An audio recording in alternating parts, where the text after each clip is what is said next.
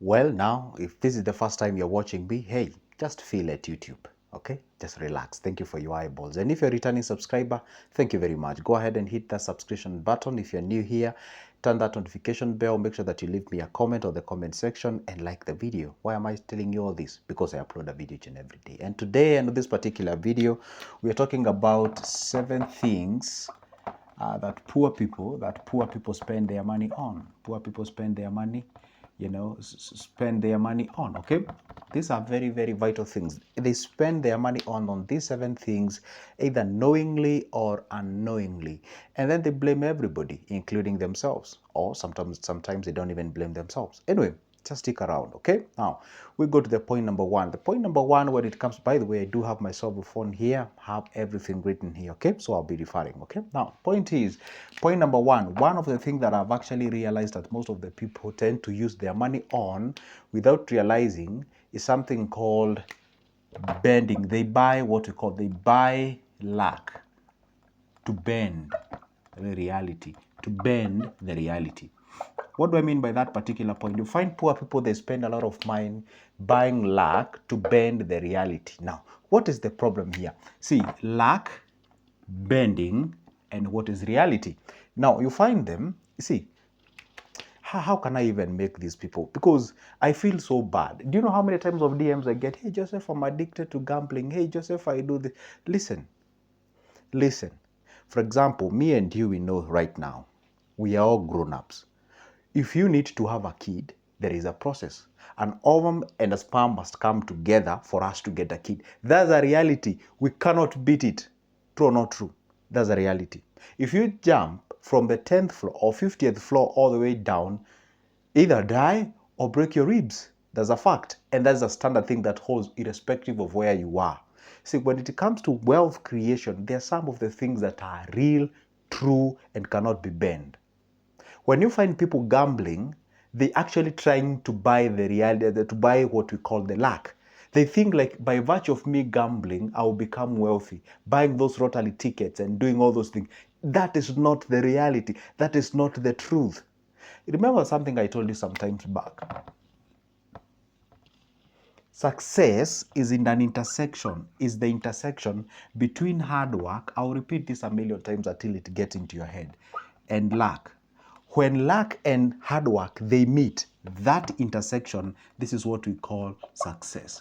That's the reality. Are we together? What do I mean then? You cannot buy, you see, there's something that you cannot, how can I even say it? You can't buy luck. You can't control how lucky you can be. You don't have control over that.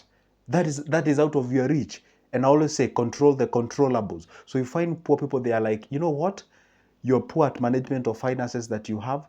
And then you find these people are betting a lot, they're gambling a lot, they're buying those lottery tickets. By the way, if lottery tickets surely makes money, wealthy people are the one who should be buying those lottery tickets. They're the one who should be gambling. They're the one who should be betting because they have the capacity to do that. But they don't. Why? Because they understand the reality to creation of wealth, it is intentional.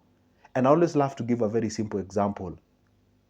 When you see somebody with big muscles, like the Olympia people and something of sort, when you see them, do you think it just happened? They intentionally created that body. So it feels bad when I see people just doing funny things out there in the name of getting money, in the name of trying to bend the reality for them to get. That is not the reality. Are we together? So you avoid doing that, what we call buying luck, so that you can bend the reality. That is out of order. Number 2, that is very, very popular that poor people spend their money on. There's something called impressions. Poor people spend a lot of money on impressions. Impressions. What are impressions? Impressions is to, by the way, I don't know whether you know this. Do you know when you tend not to have, more money or money, then you tend to kind of have low self-esteem. And therefore, what do? If you have a low self-esteem, what do? You try esteem. So you tend to have big things and great things so that you can be associated with those great things. Then you tend to think like you can be respected. So you find they actually spend a lot of money on things, we call them the impressions. They want to impress. I'm doing it. I'm making it. And then you tend to feel, I don't know. Do you know people suffer from what we call the money traumas? What do I mean by that? You find people suffer from the money traumas because these individuals, how they grew up, they didn't have that particular thing. So for them to prove indeed they're not suffering as they used to do or how they grew up, then they try as much as they can. They can even break their banks to go and purchase something that they really don't need, just to impress somebody that they don't even know or even want in the first place.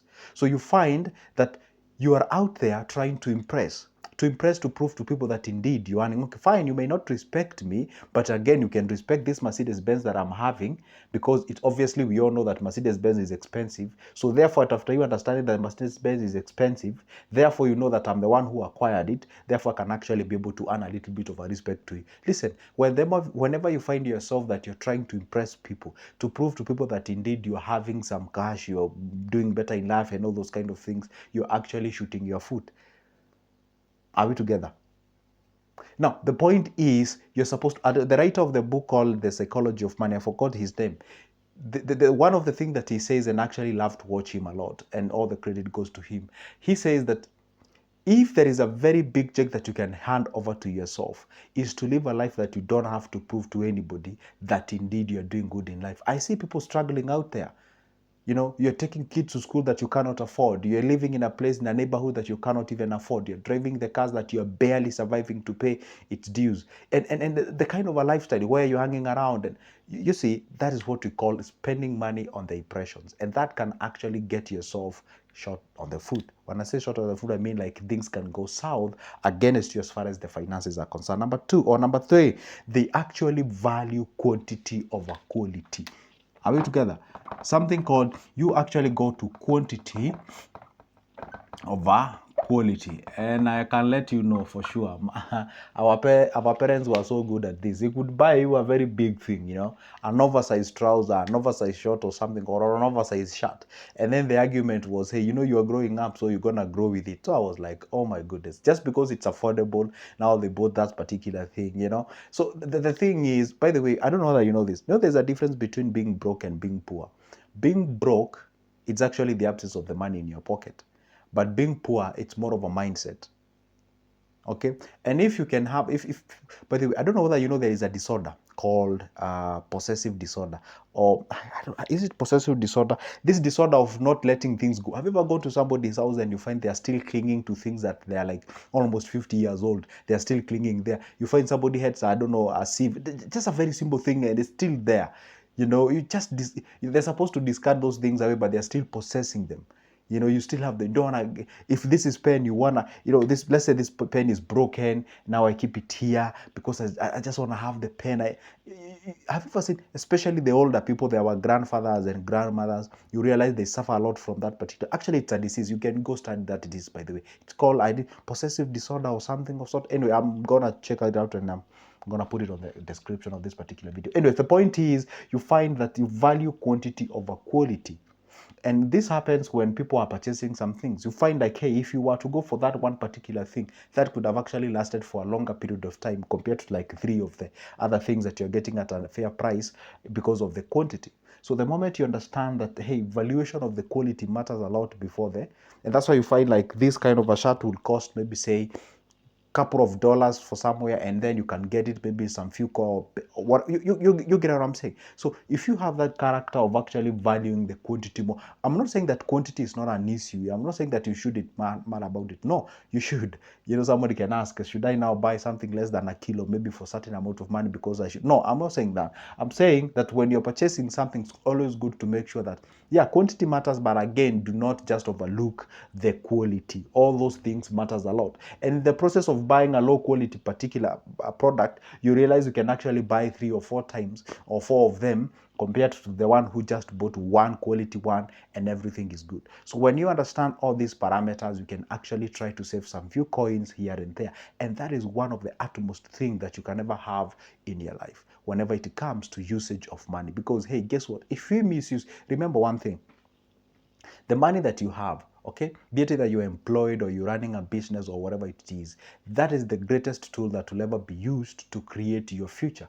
So if you consume your future today and then expect a future to be there, there is nothing will happen. So please, please, please avoid going out there and valuing the quantity before the quality. All right, it's always good to do that. The other thing that you find most of the poor people do is to do what we call the risky investments, something called the risky investments. The risky investments, you find these are the individuals who just care about how much they are being promised that they will gonna get in future.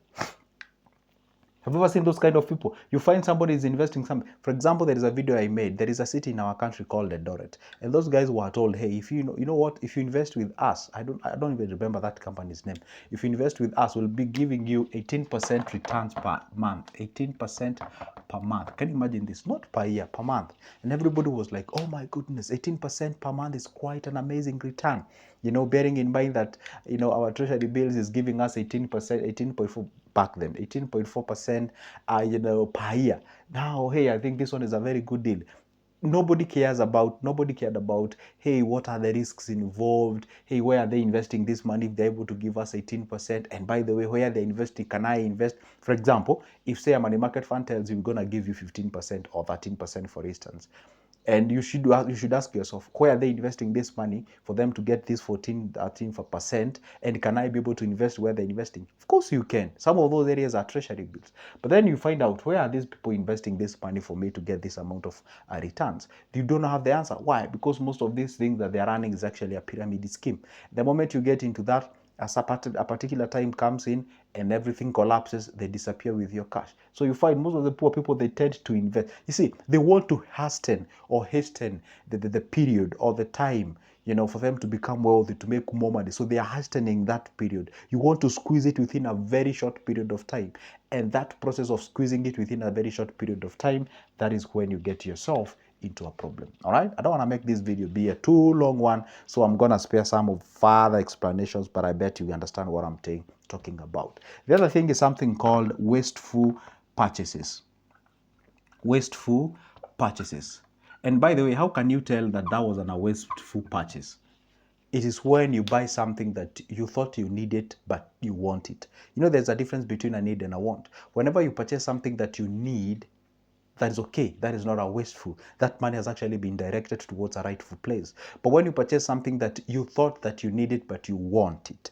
You see, a want is something that you can do away without, but a need is something that you can't do away without. Like the basic things, the food, the shelter, and the clothing. You can't do away without those three things. So it's always good to understand, hey, this is a need and this is a want, and this is the difference between these two. So therefore, when you're making a decision, you'll be able to tell, hey, this purchase is not a wasteful one, and this is a purchase. For example, let's say you're single, you live by yourself, you're a bachelor, you're a spinster. Hey, just like Joseph here, see, you actually go out there and buy things that, for example, you're eating out every day, you are doing all those things. That will get yourself into problems. That will actually get yourself in a situation whereby you're wasting your cash. It is always good to make sure that, hey, whatever you're buying, you can justify. There's something that I made a video about called the 10 seconds rule. It's a rule that you apply whenever you're going out there to purchase something. It's a rule that you always there and be like, you know what? Hey, do I really need this thing? Okay, I'm about to purchase it. Do I really need this thing? Okay, what if I don't buy these things? And what will actually change in my life? Now, what if you see, you're asking yourself all those questions. See, when you ask yourself all those questions, you justify that particular purchase, then you can proceed with buying it. How many of you here would actually attest to this? You actually went somewhere and buy something, and after some times, you're actually regretting, hey, you know what? I wish I could have bought this thing. I wish I couldn't buy this. You get what I'm saying? So that is because you end up buying something that you don't really need it. You actually want it, and then you thought that you need it, and then the moment you realize that you lost your money, you actually have what we call the financial stress. The sixth one, or the second last, is something called regular and unnecessary eating out. That one I've already explained it, where you actually don't even cook from your home, and of course that comes with a budget, but you are but there I saw somebody who was my Bible tells me, thou shalt never talk sense to a consistent man, conceited. Somebody who believes that they are right, they cannot be corrected. And it happens to be a friend, or used to be a friend, but no longer a friend. That I was trying to explain to him why cooking from your home or from your place will actually far much cheaper compared to you eating out each and every day. The guy was giving me a million reasons why eating from out is okay. I was like, damn, bro, you know, you're dumb, but you are trying the best as you can to appear as if, you know, there are these people you cannot tell them nothing. So I was like, okay, let the sleeping dog lie. So I had to let go. Anyway, point is, it is what it is, by the way, okay? Now, the last point on that particular thing is actually called the credit cards and debts, okay? The credit cards, and I know definitely when I say this, I'm actually, you know, disturbing what we call them, the middle incomers. Anyway, credit cards, and debts. I met one client who told me, hey, Joseph, you know what? I've been given the salary advanced by the bank. I can actually go ahead and purchase as much as this. So, you know what? I don't have an issue. I don't worry. So I would, okay, fine. If you come from the Western countries like the US and what have you, that's a whole of a different case anyway. But I in Kenya, you're just eating your salary in advance. So it's like you're bringing your future and eating today. And of course, okay, fine, you can borrow. There's nothing wrong with loans and debts anyway if you're channeling that money towards an appropriate way. You're just purchasing and buying basic things, you know, consumables, likes of the food, rent, you know, fuel for your car and what have you. I mean, okay, I know this one can actually open a whole of a big debate as far as the debt is concerned, but just be very careful whenever we're dealing with what we call those credit cards and what have you. Anyway, that's the end of my video. Don't forget to hit that like button, subscribe, and if you need my services in one way or the other, my number is always on the description of this particular video. See you there.